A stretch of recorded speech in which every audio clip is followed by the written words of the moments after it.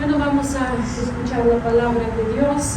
El domingo pasado como que recibí mucha retroalimentación de la prédica para los enojones. ¿A quién Dios habló el domingo pasado? Gloria a Dios, Dios habla. Dios habla, aunque para la gente también enojó, a través de la gente también enojona, pero habla. Y Dios nos da oído para oír. Lo más importante que lo estemos escuchando y le estemos haciendo caso, porque con reprendernos siempre nos da la gracia para corregir nuestro camino. Imagínense si solo Dios nos diría, pues, son enojones, hagan lo que quieren, ya no quiero nada que ver con ustedes. No, ¿qué misericordia Dios tiene para con nosotros? Entonces solo hay dos formas de vida posibles, hemos dicho: la vida en espíritu o la vida en la carne. La vida en espíritu trae la vida y la vida en la carne trae la muerte. Por eso la palabra de Dios una y otra vez nos repite: aquí está el camino de la vida y aquí está el camino de la muerte. Escogen la vida, dice Dios. Todavía más dice: no miren que el camino de la muerte es ancho y bonito, tiene fachada bonita, pintada, elaborada para atraerlos, y muchos van por este camino, dice nuestro Mesías. Pero ¿a dónde lleva? A la muerte, a la perdición. Y angosto es el camino que lleva la vida. Y muy pocos, dice, lo hallan. Muy pocos. Yo espero que estás ahí entre los pocos. Espero que estás en el camino de la vida. Espero que estás escogiendo día tras día, porque no es la decisión que hicimos hace 10 años. No es lo que dijimos hace un año o en el momento de bautizarnos. Es hoy lo que nos define quiénes somos. Hoy nos define de quiénes somos y quiénes somos. Según lo que vivimos, según lo que practicamos, según lo que hacemos, según en lo que invertimos en el día de hoy, esto es lo que somos hoy. Pero todavía hay aliento. A ver, checa si hay aliento. A ver, ¿respiras? Es tu momento de tomar la decisión para la vida. Digo pues, andad en el espíritu y no satisfagáis los deseos de la carne, porque el deseo de la carne es contra el espíritu y el del espíritu es contra la carne, y estos se oponen entre sí. ¿Cómo se oponen? El espíritu dice: levántate y vamos a la congregación a recibir la palabra de Dios. Y la carne dice: quédate dormido, trabajaste tan duro esta semana, mereces este descanso. ¿Quién se reconocen? A ver, ¿a quién hoy luchó con esto? Levanten la mano. Todavía más dice: mira, todavía este domingo descansa y vamos a resolver nuestros asuntos familiares, de negocios. O mira, los parientes llegan solo una vez al año y los llevas a la playa o a donde quieres que los llevas, y próximo domingo llegan otros parientes, pero también una vez al año. Y los otros que llegan el domingo siguiente también una vez al año. Es que los que estamos en Cancún somos ricos de parientes, ¿cierto? Ricos de parientes. Tenemos parientes nacionales, internacionales y de los que ni conocimos que existieran. Y siempre va a estar una propuesta contraria al espíritu, dice, porque el deseo de la carne es contra el espíritu y el del espíritu es contra la carne, y estos se oponen entre sí para que no hagas lo que quieras. Pero si ustedes están guiados por el Espíritu. La ley no los condena. Y luego, ¿cómo saber? Y manifiestas son las obras de la carne. ¿Qué es manifiestas? Visibles. Visibles. Los ves, los oyes, los observas. Es por decir, por su vida, por sus frutos los reconoces. Es así. Si tú no estás en los estudios bíblicos, si no estás en la congregación, significa que tienes otras prioridades. ¿Cierto o no? Sí, es así. Si no estás sirviendo a Dios, significa que tienes otras prioridades. Son manifiestas las obras de la carne. No las puedes esconder. Se ven, se viven, por decir. Entonces dice, ¿cuáles son? Ya vimos muchos: adulterio, fornicación, inmundicia, lascivia, idolatría, hechicería, enemistades, pleitos, celos. Domingo pasado hemos visto iras. Los que no escucharon la prédica, ahí está en nuestro canal YouTube, ándale, escúchenla. Y la siguiente es contiendas. Por más que yo procuro, cuando preparo la prédica, pienso, hoy voy a hablar de dos juntas para avanzar más rápido. Pero cuando empiezo a estudiar el tema, ahí me quedo y pienso, todavía me faltó. Hoy tenía mucha tentación seguir con lo de ira, pero no, digo, voy a pasar al siguiente, porque ya esa serie se nos hizo de un año. Pero hemos visto muchas cosas para nuestra vida diaria. Entonces, las contiendas. Segunda de Corintios 12:20 nos dice: pues me temo que cuando llegue, está hablando apóstol Pablo a la iglesia en Corinto, no os halle tales como quiero, y yo sea hallado de ustedes cual no queréis. Bueno, él no quiere que ellos vivan en pecado, pero ellos no quieren que venga a reprenderlos. ¿A cuántos de ustedes, cuando pastor o la pastora se acerca y saben que en algo está mal, cuántos de ustedes de repente empiezan a sentir aquí algo moviéndose en su pecho? Gloria a Dios que los pastores no conocen, no indagan en su vida. No nos corresponde estar indagando en sus vidas, pero ustedes saben. Y eso es lo que se siente aquí: preocupación, que si no se expuso algo que hicieron, que dijeron. A veces digo, comento alguna tontería y luego veo a la persona y quiero esconderme, porque tu espíritu sabe y te reprende, ¿cierto o no? Entonces, muchos de nosotros vivimos en miedo, en temor, pero dice, no quiero que ustedes me reciben como el que viene a reprender. ¿Cuántos de ustedes saben de qué se trata? Algunos, gloria a Dios, cuando meten la pata en lo que no corresponde, llaman por ayuda. De veras, ayúdenos, nos desviamos, nos dimos otras prioridades, nos metimos en otras cosas, ayúdenos cómo regresar al camino.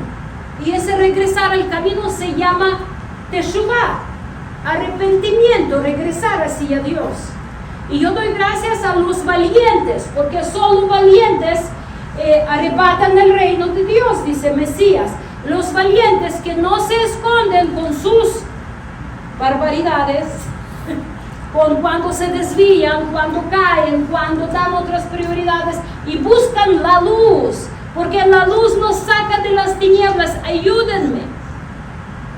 Se arrepientan y empiezan a enderezar el camino, pero también hay los que creen que estamos bien. Si no venimos para ser instruidos, corregidos, sanados, para arrepentimiento, ¿para qué venimos? Y ahí es algo muy, muy interesante, que es lo que el que busca la luz va a encontrar la luz. El que quiere esconderse en las tinieblas, se va a esconder en las tinieblas hasta que llega la luz de Dios. Porque todo lo que se hace en la oscuridad, dice la palabra, va a ser manifestado. Hasta las palabras que decimos van a ser manifiestas. Entonces, dice, pues me temo que cuando llegue no os halle tales como quiero, y yo sea hallado de ustedes cual no quieres. Que haya entre ustedes contiendas, envidias, iras, divisiones, maledicencias, murmuraciones, soberbias y desórdenes.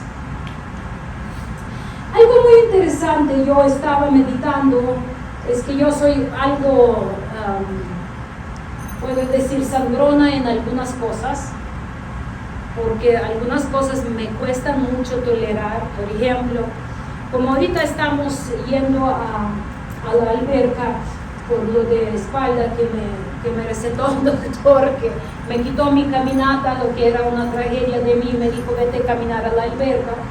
Entonces ahí voy a la alberca, vamos a la alberca, nos levantamos a las 5:30 de la mañana para que no nos interrumpan nuestros compromisos del día. Pero no es igual, y llegando, por ejemplo, entras en una regadera y yo veo todo el piso cubierto de cabello de mujeres. Y me cuesta mucho tolerar ciertas cosas, como cabello. Aquí dice desórdenes, ¿no? ¿Qué quiero decir? La vida de un creyente debe de ser una vida ordenada en todo. Y eso incluye, por ejemplo, no es pecado dejar después de ti suciedad. No vas a perder el reino de Dios por eso. Pero es mi testimonio. ¿Sí o no? Entonces, por ejemplo, a mí mis papás me enseñaban, si tú estás en un lugar, lo que sea, en la casa ajena, en tu casa, estás en la mesa en tu casa o en la casa de otro, dice, te levantas y antes de ir de ese lugar, te paras y miras si estás dejando todo en orden. Así me enseñaron.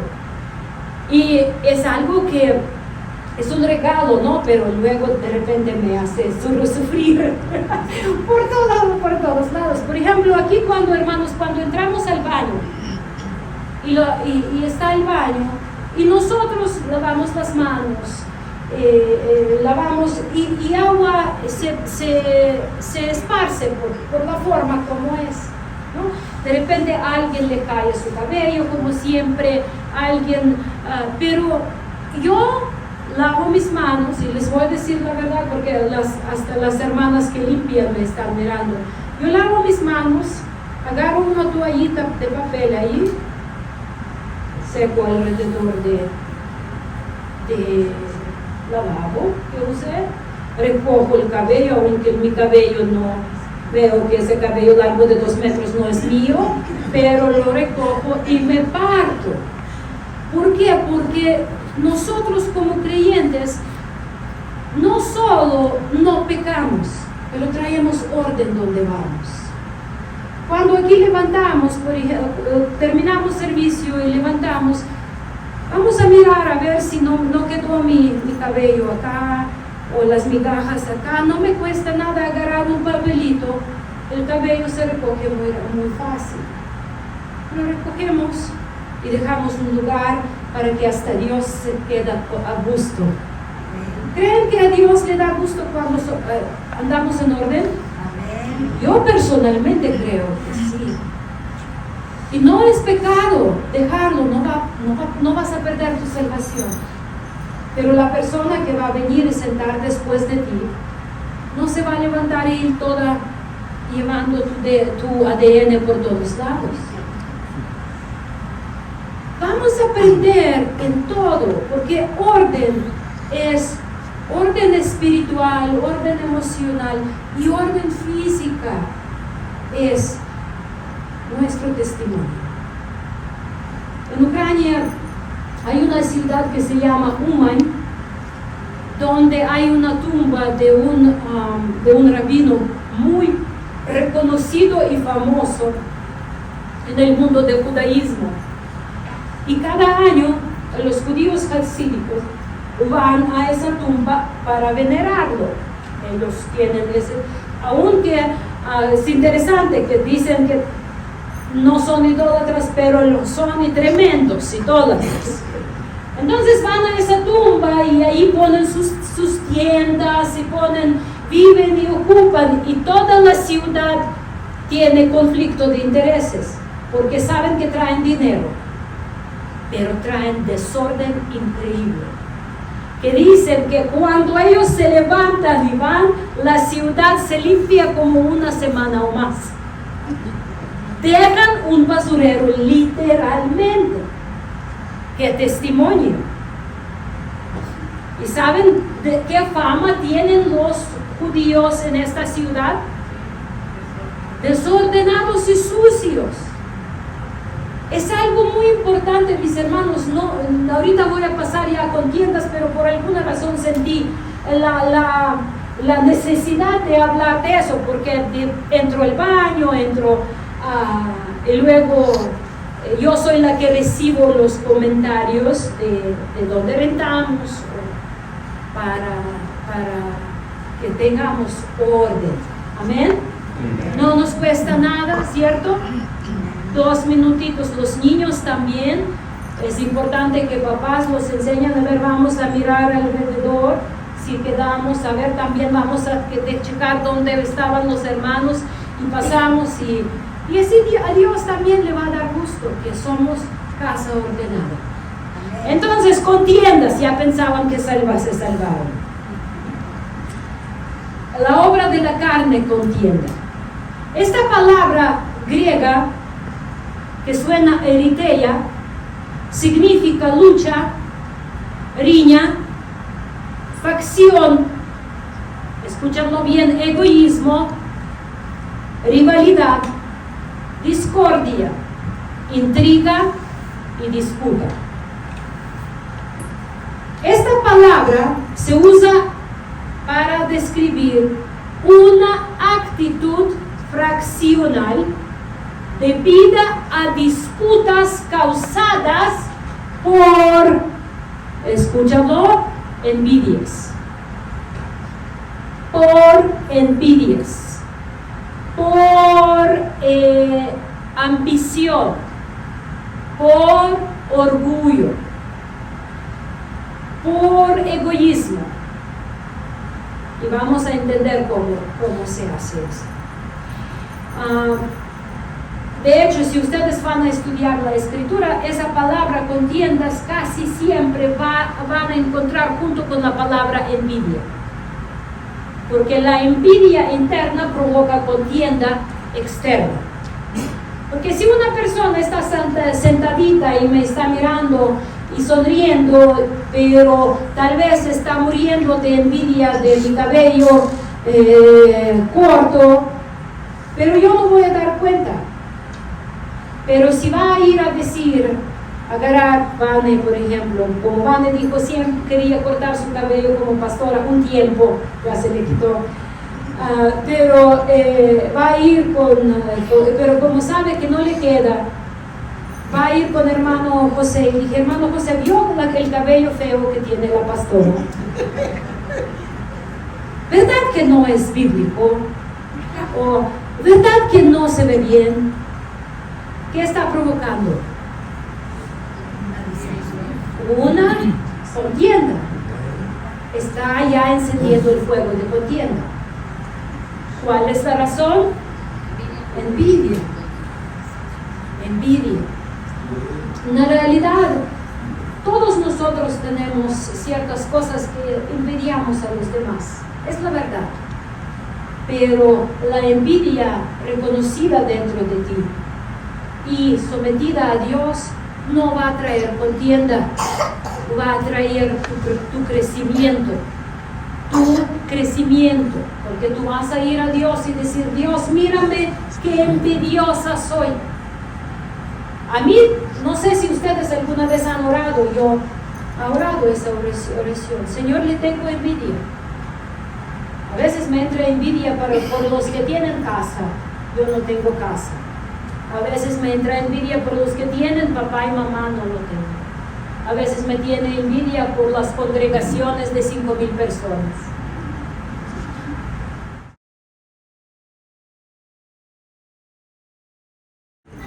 Son cosas de envidia que todos tenemos, así cositas pequeñas, grandes, pero la pregunta, ¿qué haces con eso? Y si tú lo tratas en la presencia de Dios, no vas a causar la contienda, no vas a provocar. Si yo envidio a una congregación de 5,000 personas y voy a ir a esa congregación y buscar a los hermanos y decir, ay, ¿qué hacen acá en esa congregación fea? Vengan a mi congregación, yo sí los voy a querer, sí les voy a ayudar, yo sí voy a ir a sus casas, como aquí han hecho algunos un tiempo, ir a las casas de los hermanos y después somos más espirituales, los amamos más, vamos a orar por ustedes, los vamos a abrazar, los vamos a servir, y ellos no, ellos son así o así o así. Pues sí somos así. Por eso también necesitamos la gracia de Dios todos los días.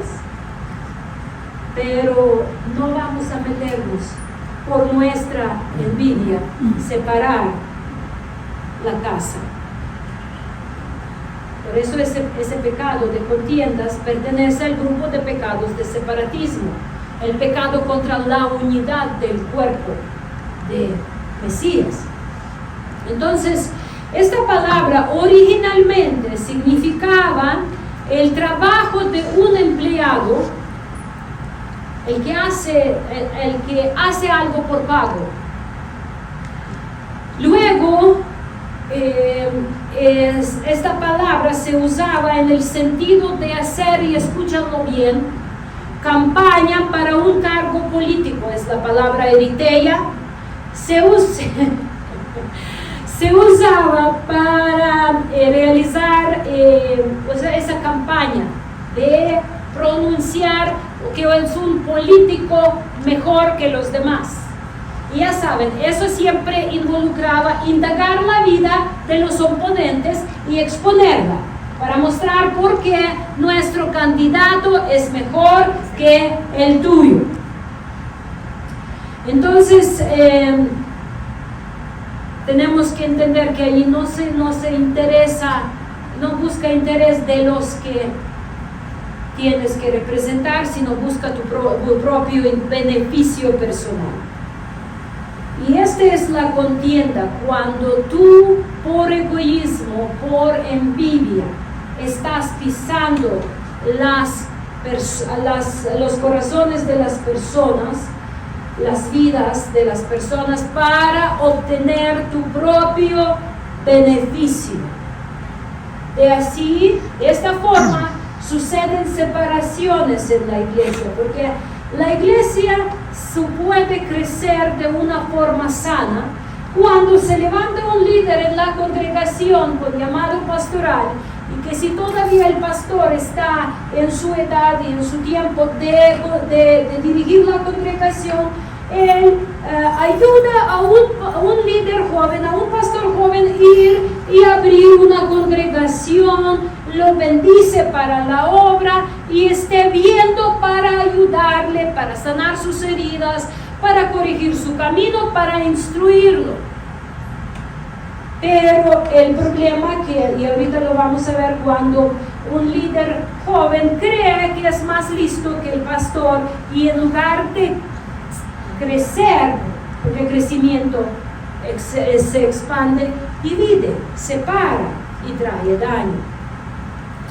Entonces, contienda está causada siempre por ambiciones egoístas o por interés propio debido a la envidia o egoísmo.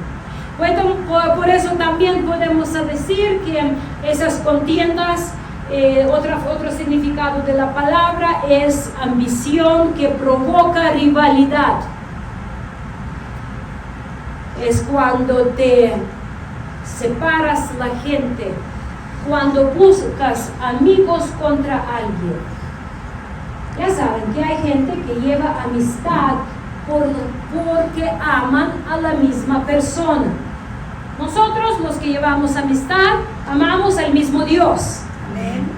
De repente se levanta alguien y que quiere hacer su propia cosa, y pues se disgustó, vamos a decir, con el pastor, y empieza a buscar amigos o otros que están disgustados con el pastor, y empieza a hacer la amistad con estas personas.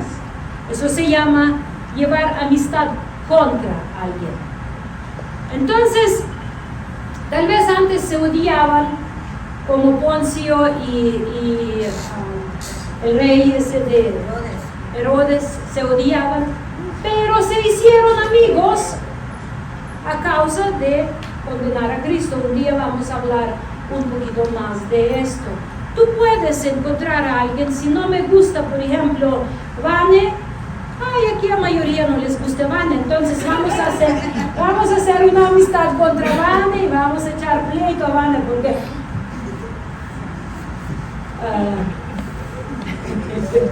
no, Bruno, vas a entrar en nuestro club contra Vane. Lo más lo voy a encabezar. Es cuando se crea un partido contra algo, no por algo, no por la causa, no por la buena razón, no por causa de bendición, sino en rivalidad para lograr sus propósitos egoístas. Por eso separamos. Muchas veces esto es lo que hacen, eso empieza en nuestras casas, nuestros niños, cuando empiezan a juntarse con uno contra otro, cuando nuestros niños listos van con la mamá y mamá dice no, y van con el papá y dicen papá, pero mamá, y papá dice sí, ya es casa dividida. Mucho cuidado, aunque no estén de acuerdo, tienen que estar unidos y luego tratar en cuarto cerrado, porque no para llegar a las decisiones de unidad, porque la casa dividida es casa en contienda, es la obra de carne y no trae bendición ni para ustedes ni para sus hijos. Cuando piensas solo en el gran yo y no en los demás, si usas a otras personas como peldaños de modo que el yo se eleva a expensa de los demás, esta es la obra de la contienda de la carne. Las contiendas surgen principalmente de ambiciones egoístas. Este tipo de personas siempre piensa en sí mismo como uno que merece mejor, uno que cree que es un gran líder, uno que cree víctima de una injusticia increíble, porque no le sonrieron el domingo pasado. Números 16, 1 al 4 nos da un ejemplo muy claro de lo que es contienda. Rápido vamos a ver. Números 16, 1 al 4. Coré, hijo de Ishar, hijo de Coat, hijo de Leví, y Datán y Abiram, hijos de Eliab, y On, hijo de Pelet, de los hijos de Rubén, tomaron gente y se levantaron contra Moisés con 250 varones de los hijos de Israel, príncipes de la congregación del consejo, varones de renombre, y se juntaron contra Moisés. Mira, amistad contra, y se juntaron contra Moisés. De hecho, juntarse contra algo tiene mucho poder. Pero nosotros siempre tenemos que juntar por algo, no contra algo nada más. Porque si solo juntamos contra algo, pero no tenemos por como base, como fundamento, llevamos a la destrucción. Ahora, por ejemplo, en Rusia hay personas que ya se están juntando con lo que dicen por Rusia libre. Y para eso necesitan juntarse también contra la dictadura. Pero si te juntas contra algo sin tener qué es lo que buscas, cuando no hay cimiento, no hay fundamento, siempre va a haber la destrucción. Entonces, siempre cuando nos juntamos, ¿a base de qué vamos a hacer contra algo?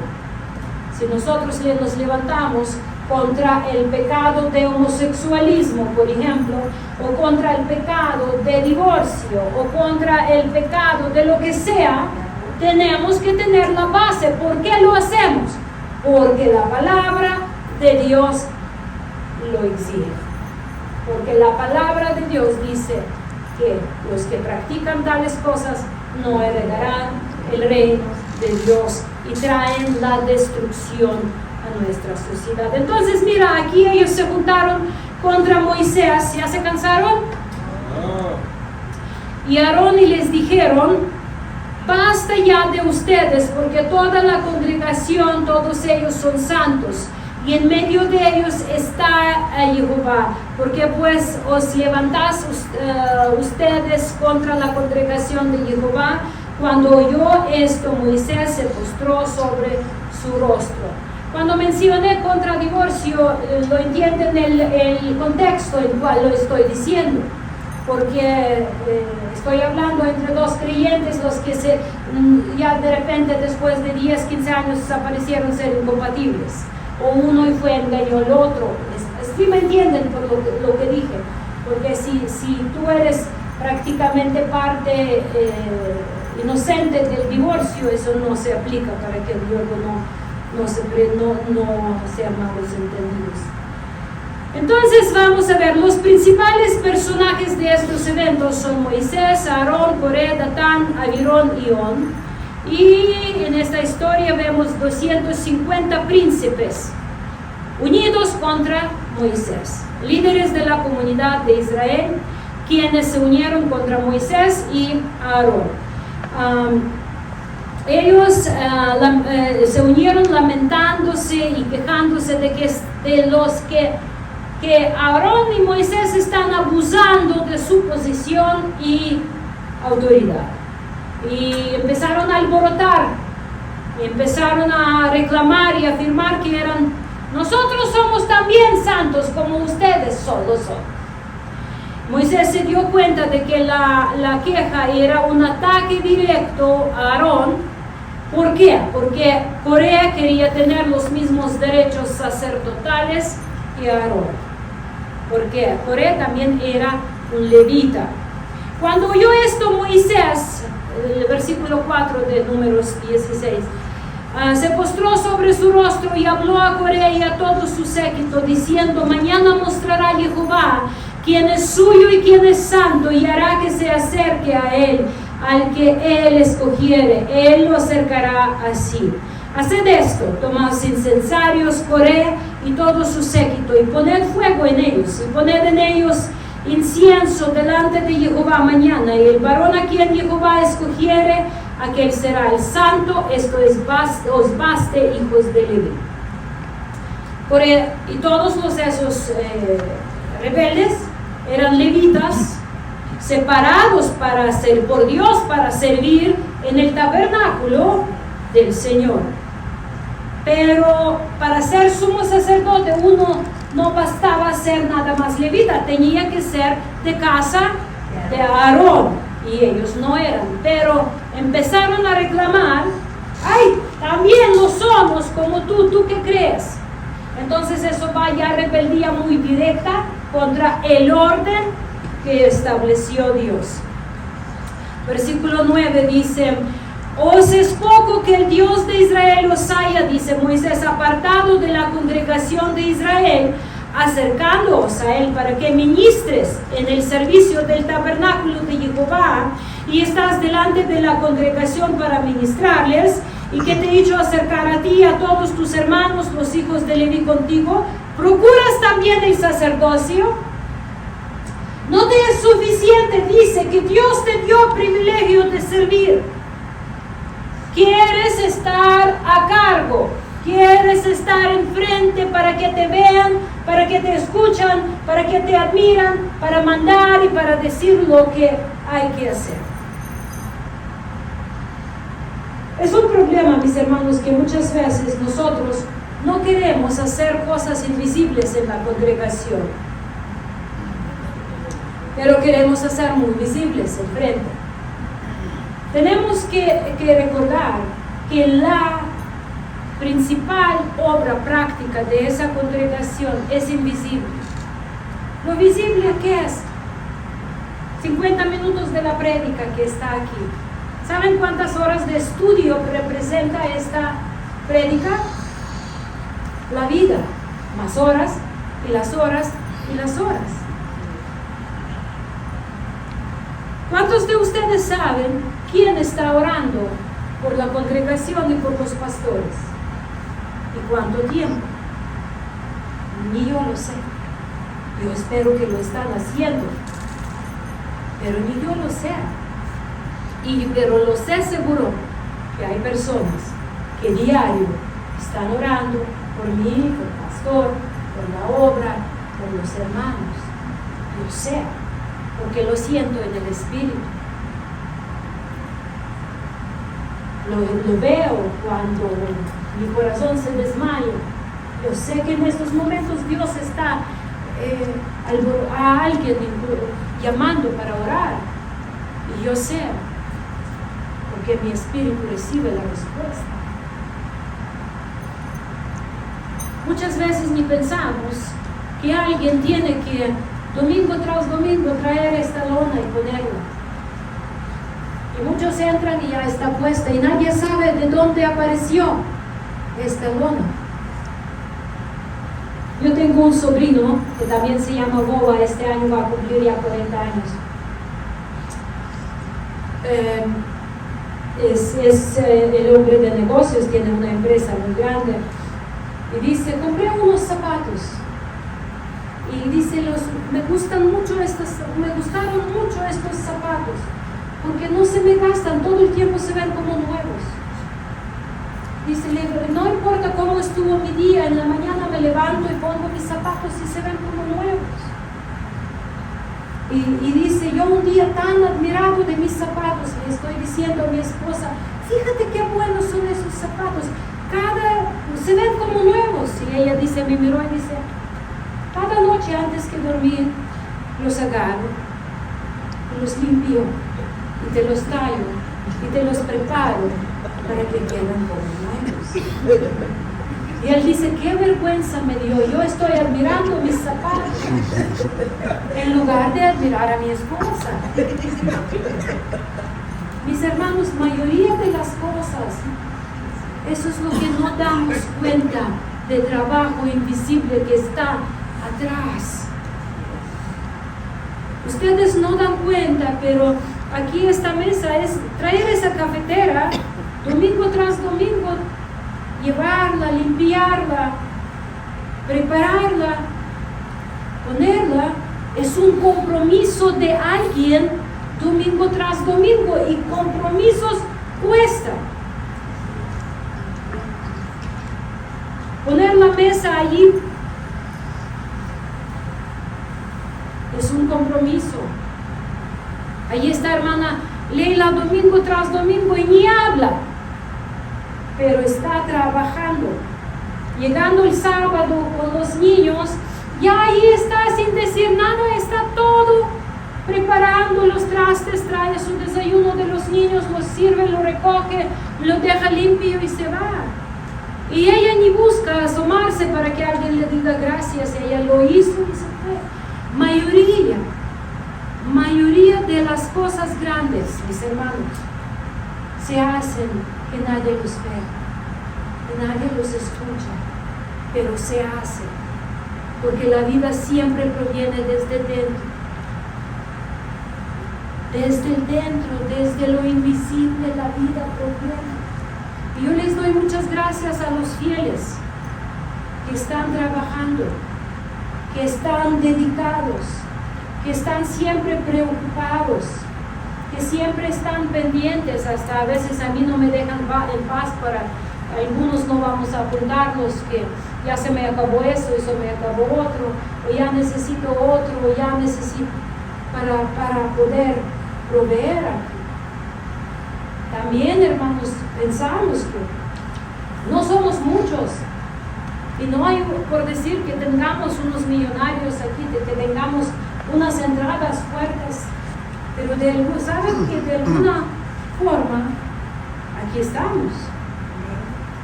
Todo se hace desde lo invisible. Por eso no es necesario estar aquí enfrente para ser próspero en la obra de Dios. De hecho, de lo invisible Dios puede hacer algo visible. El que no sabe ser siervo no puede ser pastor. El que no sabe amar y perdonar no puede ser ministro. El que no sabe desvelarse por la causa de alguien no puede servir. Tenemos que estar pensando del gran privilegio que Dios nos da y de ahí desarrollar, empezar a hacer lo invisible. ¿Y qué tal si Dios te nota? Ahí siento con fidelidad lo invisible y va a decir, bueno, ya llegó el tiempo, vas a hacer algo más y algo más. Quién sabe, tal vez un día vamos a ver a nuestra hermana Leila aquí predicando un domingo. Casi se desmaya de espanto. No se trata de eso. Y yo no estoy diciendo que lo visible es lo más importante, no. La palabra es lo más importante. El Espíritu de Dios es más importante. La vida que produce Dios en nosotros. Él puede usar cualquiera que no amó su alma más que amó a Dios. Entonces, contienda definen como el pleito motivado por la ambición egoísta, el interés propio o un espíritu envidioso, provocando discordia para el máximo beneficio personal. Recuerdan, domingo pasado mencionamos pleitos por la herencia, contiendas entre hermanos. ¿Qué es lo que valoramos más? ¿Que somos hermanos o la propiedad? Allí muchos tenemos que ser probados. ¿Qué es lo que más valoramos? ¿Lo visible o lo interno? Muchas veces, tal vez, tenemos que perder la propiedad, pero ganar algo. Perder el beneficio de ese mundo por el beneficio eterno. Porque todo pasará, todo pasará. No sé si ustedes vieron las noticias de esta semana. Rusia cometió un hecho terrorístico en la ciudad de Kakhovka y en la región de Kherson. ¿Alguien vio las noticias? Explotaron la presa de agua y se inundó toda la región, mis hermanos. Y esa presa estaba en el lado porque la región de Kherson está dividida por el río de Dnieper. El lado de acá ya lo desocuparon ucranianos, ya sacaron a los rusos, pero de otro lado está todavía ocupado por rusos. Y esa presa se encuentra en el lado ocupado. Ellos estaban allí y lo explotaron desde dentro. Y se inundó todo y mucha gente murió.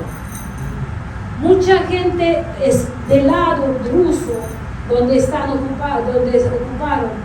Murieron y no dieron nada para rescatar, dejaron que la gente muere. Lado izquierdo se movilizó toda la Ucrania y fuera la gente con los botes con la ayuda, empezaron a sacar la gente, los animalitos. La gente tenía que estar en los techos de sus casas para salvarse y muchos no pudieron. El lado ruso, los rusos los disparaban cuando ellos querían buscar lugares más altos y los corrían y no dejaron, ni proveyeron ayuda ni permitieron. Y nuestros hermanos creyentes ucranianos, mis hermanos, agarraron los botes y de escondida cruzaban los ríos y rescataban la gente de ahí para pasar, sacarlos a territorio desocupado y evacuarlos. El que ama la vida la pierde por la causa de nuestro Dios. Porque si nosotros solo preocupamos por nosotros, no sé si ustedes recuerdan a Aña que estuvo aquí con nosotros hace 3 años, mi amiga Aña. Ella está en ese territorio. Ella, métense en su canal, en su página web, Facebook. Ella pone todos los videos, ella está ahí rescatando a la gente. ¿Qué es lo que nos une? ¿La maldad o el amor a Dios y amor a prójimo? Y todavía se escuchan los comentarios de nuestros paisanos mexicanos que somos prorrusos, que apoyamos a Rusia porque Rusia tiene la causa. Y yo solo inclino ya mi cabeza, ya ni me da fuerza hacer coraje. Solo inclino mi cabeza y digo, qué vergüenza. O como dijo a Vane, a una compañera suya, entonces ustedes que nos citan. ¿Qué es lo que nos une? Nos une la vida, el amor a la vida, amor a la verdad, o nos une la maldad. Aquí ellos se reunieron contra la voluntad de Dios. Las personas que hacen pleitos siempre piensan en yo, en lo mío. Nunca les vas a ver que ellos sin recompensa van a hacer el bien a alguien. Escúchalo bien. Los egoístas, que son actores principales de contienda o provocadores, nunca los vas a ver que hagan algo sin tener recompensa visible, palpable por lo que están haciendo. Judas en su carta dice lo siguiente acerca de ellos. 1:16, perdón. Estos son murmuradores, querellosos, que andan según sus propios deseos, cuya boca habla cosas infladas, adulando a las personas para sacar provecho. Estamos hablando con mi hermana Maglin otro domingo, creo, ¿no, hermana? Y hablábamos de decir cosas bonitas uno a otro. Y mi hermana dice, es que luego usted me va a regañar si yo digo algo bueno. Y yo dije, no, Mar, decir algo bueno es importante, que digamos uno a otro algo importante. El problema es el fin por el cual hacemos. Si tú me vas a hacer para halagar, para adular,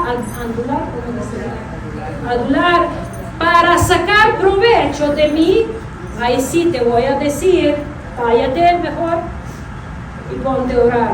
Como dicen católicos, ponte a rezar.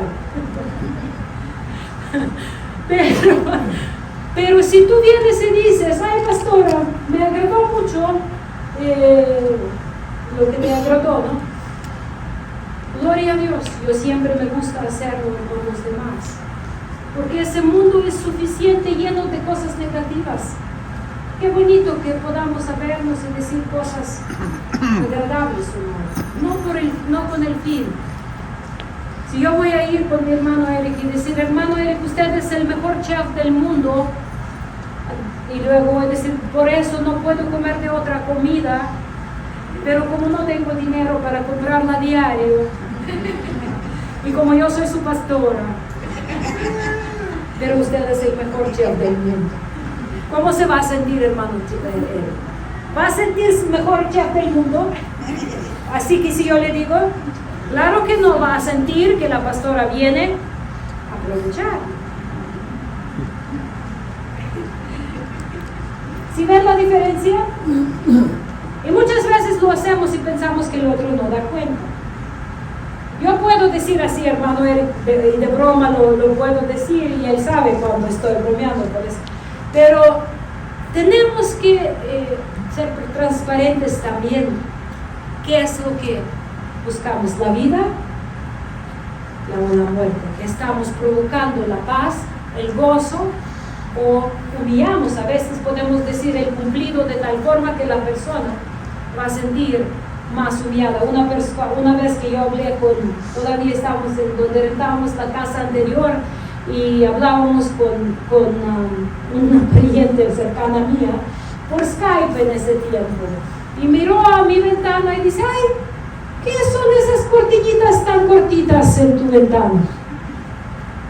Y yo cosí esas cortinas y las hice yo y los vi tan bonitas porque era mi intento de coser algo y en serio no tenía dinero para comprar cortinas y me dice, ¿y qué son esas cortinitas tan cortitas? Pero con una voz tan amable.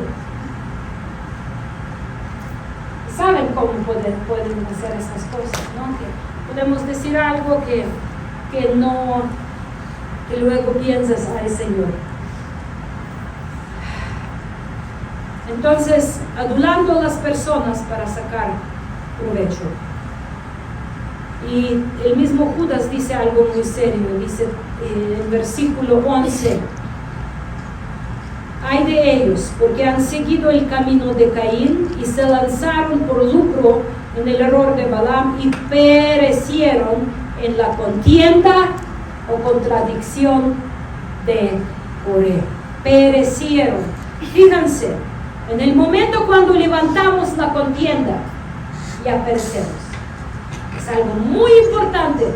En el momento que provocamos la contienda, ya estamos muertos. Porque ya estamos en la obra de la carne, la cual hiere a las personas a cuales estamos involucrando, la casa, la familia o la congregación. Acabamos de leer en el libro de Números, mis hermanos, que Coré y sus seguidores no estaban compitiendo con Moisés y Aarón. Ellos declaraban que tenían el mismo sacerdocio que Aarón. Moisés se dio cuenta que el pleito no era contra él en persona, era contra autoridad que Dios puso. Y esto es lo que sucede cuando levantamos la contienda, disgusto por lo que dice la palabra de Dios, pero la levantamos contra la persona la cual pronuncia la palabra de Dios. Estamos peleando contra el orden de Dios. En otras palabras, ellos no compitieron con los hombres, sino con lo que presentaban esos hombres: la voluntad de Dios, el llamado de Dios y el orden de Dios. Él no quería ser nada más levita, él quería ser sumo sacerdote. Versículo 11, Números 16:11 dice: por tanto, tú y todo tu séquito son los que os juntan contra Jehová. Escúchalo bien. ¿Contra quién era la contienda? Contra Jehová. ¿Qué es para que contra él? ¿Qué pues, Aarón? ¿Qué es para que contra él murmures? ¿Quién es el pastor para que contra él llevas el pleito? ¿Quién es la pastora? ¿Quién es el líder de alabanza? ¿Quién es el que está sirviendo? No somos nadie, somos siervos inútiles haciendo la voluntad de Dios. Entonces, ¿contra quién vas a estar peleando? Sino contra la palabra de Dios. Aarón no era un sumo sacerdote autoproclamado, no era un líder autoproclamado. Hay muchos líderes que se levantan y se autoproclaman. Qué pena, qué pena. Porque Dios no escoge la gente perfecta. No, porque no hay. Si Dios escogiera, si Dios agarraría un hombre, quisiera poner de pastor a un hombre perfecto, no tendríamos pastores. No, bueno, tal vez nuestro, pero bueno. Y si muere y luego sin dejar la descendencia, ¿qué pasa? No hay, todos tendríamos sin pastores, sin evangelistas, sin maestros, sin apóstoles, sin profetas. Pero Él le agradó hacerlo.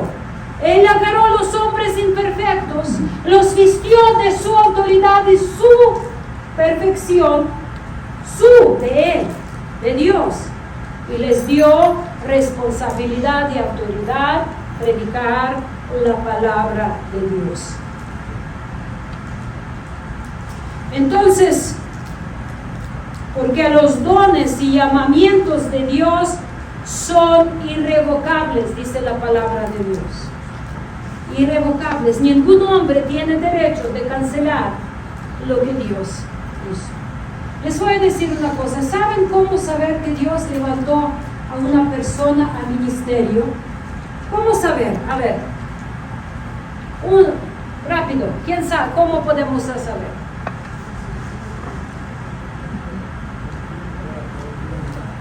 Por frutos buenos. Todos tenemos que tener frutos. Todos creyentes tenemos que tener frutos, ¿no? Pero sí, primero obvio es testimonio. Pero entre los que tienen buen testimonio, ¿todos son ministros? No. ¿Okay? Entre los que no tienen buen testimonio ni buscamos, pero los que tienen buen testimonio, sí. Entonces, ¿pero cómo sabemos? Sí son constantes. ¿Cómo confirmados? Por Dios. Pero ¿cómo saber? Si yo me levanto y digo, Dios me dijo, eso es lo que hacen, eso es lo que está haciendo Coré. A hermana Rosalía, ¿qué decía?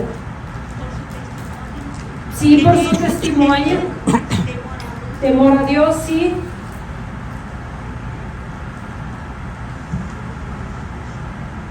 Por la misma congregación, mis hermanos. Si Dios te llama al ministerio, Dios lo va a confirmar a tus líderes, y a tus pastores y a tu congregación. Es así. Porque si de otra forma eres autoproclamado, dice la palabra de Dios que somos un cuerpo. Y Dios levanta a los líderes no fuera del cuerpo, dentro del cuerpo. Y si tú, por eso dice apóstol Pablo a sus discípulos, pruébenlos. Los que son llamados para el ministerio, pero tienen que ser probados. Es por decir que le das una tarea y ves, ¿quién dijo constante? Si son constantes, si tienen buen testimonio, si están comprometidos, si están obedeciendo lo que se les dice, les estás observando cómo reaccionan a la disciplina, todos los líderes y la congregación los reconocen como ministros.